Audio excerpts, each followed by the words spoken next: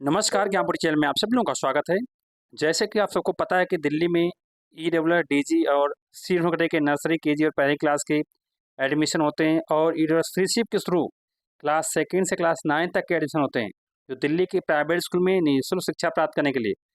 इसको लेके लोग बहुत सारे कमेंट करें कि सर, ईडब्ल्यूएस फ्रीशिप के थ्रू क्लास सेकंड से क्लास 9 तक के जो एज लिमिट होती है उसके बारे में जानकारी बताइए सर, और डॉक्यूमेंट्स के बारे में बताइए जानकारी कि सर कौन कौन से डॉक्यूमेंट्स लगेंगे, और ईडब्ल्यूडीजी की दूसरी लिस्ट कब तक निकलेगी सर, और फ्रीशिप के फॉर्म कब से भरे जाएंगे सर, इसकी जानकारी बताइए।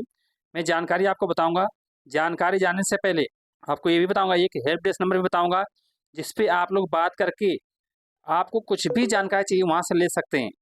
चलिए स्टार्ट करते हैं। जानकारी जानने से पहले जो लोग चैनल पर पहली बार आए, चैनल सब्सक्राइब कर दें, वीडियो अच्छी लगी तो इसे लाइक करें, शेयर करें, कमेंट करें, बताएं कि इन्फॉर्मेशन आपको कैसे लगी। देखिए, जैसे कि आप सबको पता है कि दिल्ली में ईडब्ल्यूडीजी और सी के नर्सरी, केजी और पहली क्लास के फॉर्म भरे गए थे, उनके पहले लॉटरी निकल गई और उनकी एडमिशन प्रक्रिया भी चल रही है। दूसरी लॉटरी को लेकर बहुत सारे लोग पूछेंगे सर कब तक आएगी, आखिर कब तक आएगी। मैं आप सबको बताना चाहता हूँ कि अप्रैल के लास्ट तक ही आगे, इससे पहले कोई चांस नहीं है। जी हाँ, अगर आप वेट कर सकते हैं तो वेट कर लीजिए, नहीं तो आप किसी स्कूल में अपने बच्चे का एडमिशन करा लीजिए, लेकिन इससे पहले नहीं निकलना है।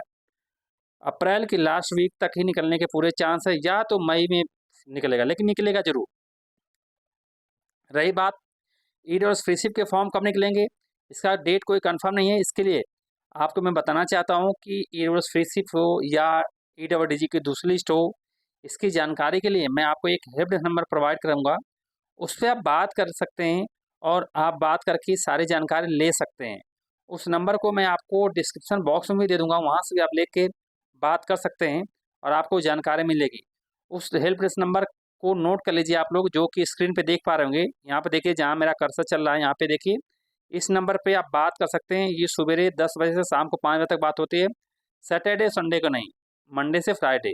तो आप बात करके जानकारी ले सकते हैं कि ईडब्ल्यूडीजी की दूसरी लिस्ट कब निकलेगी, फ्रीशिप के फॉर्म कब निकलेंगे, सारी जानकारी मिल जाएगी आपको। चलिए, रही एज लिमिट के बारे में, सारी एज लिमिट के बारे में भी जानकारी मिल जाती है, यहाँ से डॉक्यूमेंट्स के बारे में जानकारी मिल जाती है, लेकिन मैं आपको एज लिमिट के बारे में बताना चाहता हूँ।